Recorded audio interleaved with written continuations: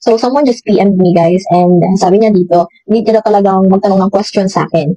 So, sabi niya dito, regarding daw sa Concentrix, sana makareply ako. So, this is my reply to you, okay? Nag-final interview na daw siya, and parang, okay, sa healthcare daw siya na LOB, mapupunta.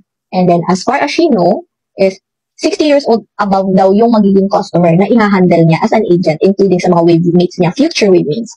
Tapos, ask niya lang sa akin, if sa tingin ko daw ba, sa tingin niyo po ba, okay lang ba na magpapalit daw siya ng ibang line of business? Okay? Kasi feel niya, ma-overwhelm siya agad since wala siyang experience at all. And that's true. It's so hard to handle customers na matatanda because they're not techy. Dapat super-duper mahaba yung pasensya mo kasi paulit-ulit mo i-explain yung mga bagay na hindi nila maiintindihan, and we all know that a lot of, what do you call this one? A lot of us, may iba't iba pa yung learning style. Diba? Merong spatial, merong visual learners na mas naiintindihan yung explanation kapag meron nakikita, meron din namang audio learner, ganun-ganon, and we don't know kung para natin i-explain, especially if we're not very good when it comes to explaining to different customers. Syempre, mga foreigner yan. Hindi mo alam yung lingwahe ko or ano ba yung term nila sa gatong word sa Philippines, sa term nila dyan sa lugar nila or sa context nila. Ganon. That will be really, really hard. I'm just telling you the truth rather than comforting you with a lie. At talaga, B, mahirap talaga yan, B. And then, sabi mo, meron kang friend kasi sa ibang account and gusto mong mapunta doon. Okay? And possible ba na magpalipat ka? Okay lang ba yon? O baka di kanila payagan ng Concentrix or baka hindi ka nila tanggapin if magpapa-request ka ng ganon. So, answer your question, B. Sila lang talaga makakasagot nito, but I'm gonna show you two perspectives. Okay? The good side and the bad side. The bad side is, kapag sinabi mo yan sa hiring staff or sa workforce, they would say, pinasa mo, nag-effort ka, tapos ngayon nagre-reklamo ka, tapos gusto mong magpalipat ng LOB. Eh di sana, in the first place, yung LOB na yun, yung in-applyan mo, hindi ito. Okay? Yun yung bad side. And sasabihin nila, ano ba to? Tawag dito, pala request. UB pa nga lang, ang dami ng reklamo. Gusto agad magpalipat eh. He or she is not even proving herself if kaya niya ba to? Paano kapag nag-decline siya dito, tapos pinapunta ka doon, kaya mo din ba kaya doon? Eh, yung assessment or final interview, initial interview na pinagawa namin sa'yo is for etong healthcare account. Pinasa mo eh, napasa mo, pasok ka sa standard. And we hired you. Ganon. But, based sa message mo, wala ka kasing sinabi, na-hired ka na. Sabi mo lang parang, and you said possible. So, please figure that out to the hiring staff kung ano ba talaga yung account. Okay? If totoo ba yung assumption mo, kasi naguguluhan din ako sa message kasi sabi mo parang and possible. So, wala pang assurance. So, can you just go back to me and give me if sure na ba talaga yan or nakapag-sign ka na ng contract? Okay? Or in the stage ka pa ba na, feeling ko you're in the stage of deciding pa. Okay? And then, tawag dito, yun yung, bad side, titingnan ka as reclamador, you cannot take on the challenge, hindi ka flexible na tao, hindi ka, you're not willing to learn or you're not willing to be trained, even though they already saw a potential in you. Okay? The good side is, that's good, kasi, alam mo sa sarili mo kung ano yung kakayanin mo sa hindi. And that's humility. Okay? You're humble enough to know, kasi diba, we will never know kasi yung sa tingin ng iba kaya mo pero alam mo sa sarili mong hindi. Ikaw yung gagawa eh. Diba? Ikaw yung gagawa. And that's good that you admit na na-overwhelm ka. And syempre, ayaw naman ng employer ng isang agent na sa kaloob-looban is ayaw pala. Okay? Mas maganda din yung gusto mo internally. Hindi lang kasi nakitaan ka namin ng galing is iugaw ka namin dyan. Pero labag pala sa kalooban mo. Diba? That's good. You're showing humility. Number 2 is, tawag dito, parang based dito, you wanted to go with your friend, syempre, that's good kasi meron kang mapagtatanungan ng process kasi andun na yung friend mo eh. And, if ever, gamitin mo yung friend mo as a referrer, yes, ganon, or yeah, is magbibigyan ng sign-in bonus yung friend mo if magpupusin ka and ma-invest ka sa fraud. So, two-way, tawag dito, win-win situation and mabibigyan ka din ng sign-in bonus. If yung LOB na yon ma-open pa for new hires is nagbibigay ng sign-in bonus for both the referee and the referrer. Ganon. So, alamin mo din yan. Okay? So, third one is, pwede din maisip ng workforce na, okay, you want to take another challenge. Gusto mo na mapunta ka sa ibang line of business kung saan yung friend mo. But for sure, they are gonna maybe redo the initial assessment, initial interview, and final interview na fit doon sa LOB na yun kung saan yung friend mo. So, magre-retake ka and you need to prove yourself na fit ka for that role. So, it means, maganda din yun kasi ready ka to take on the challenge and to prove yourself na hindi ako para dito sa LOB na to, para ako dito sa LOB na to.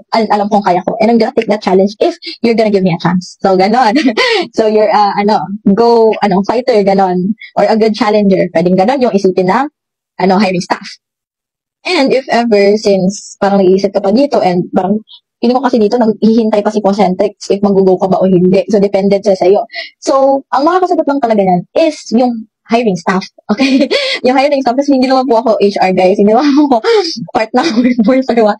Agent lang din ako. So, I'm just telling you this different point of views na you need to really see. Okay? Alright? So, I'm just here as your ate to tell you and hurt you with the truth rather than comfort you with a lie because walang perfect na LOB, guys. There is really none. There's nothing. Meron talagang good side and bad side. So, yes. Basta lang, my tip for you is if ever you're gonna say your decision sa HR, I highly suggest be truthful. Okay? Kung ano yung nasa puso mo, sabihin mo. I don't really believe on the word fake it until you make it in this context kasi when it comes to working kasi is dapat buo yung loob mo. Kasi ang hirap na magpanggap, ay kakayanan ito, kakayanan ito. Pero iba yung nasa puso mo. Ganun, ang bigat. And I don't know if you know that one, pero ang bigat talaga niyan if labag siya sa kalooban mo. You just need to be truthful. And then if ever ayaw nila, then thank you next. There are still a lot of companies there who is willing to be on your side. Okay?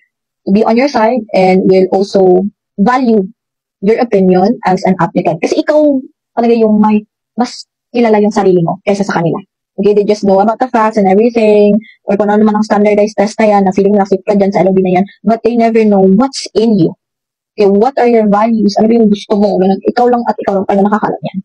So this is my advice to you as your ate in this BPO industry world, since you're a newbie, is match what's on your heart on what you can do. Okay, because that's where you will really bloom and where you will really grow. Kasi dun ka mas magiging interesado na mas i-enhance yung skills mo, mas aralin yung account na binigay sa'yo kung buo yung loob mo.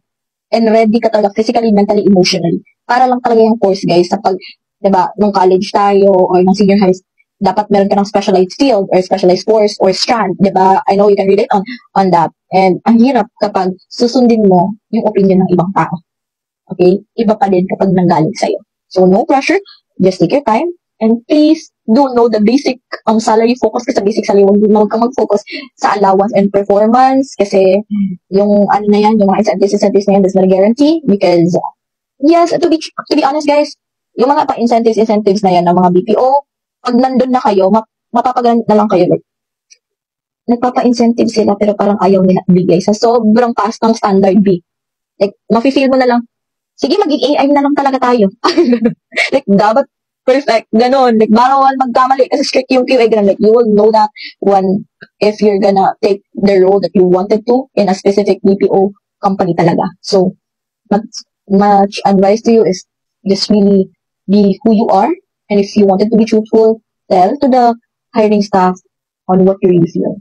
Kasi ang hirap mag-train ng isang agent kapag hindi talaga buo yung kalooban. And I don't want you to waste your time. Kasi in the middle pa lang ng training, nag-aksaya ka na ng time, effort, tulog mo, yung utak mo, yung pamasahe mo, back and forth. Tapos, at the middle of the training, or let's say, nawalan ka lang ng gana kasi hindi mo talaga siya bet.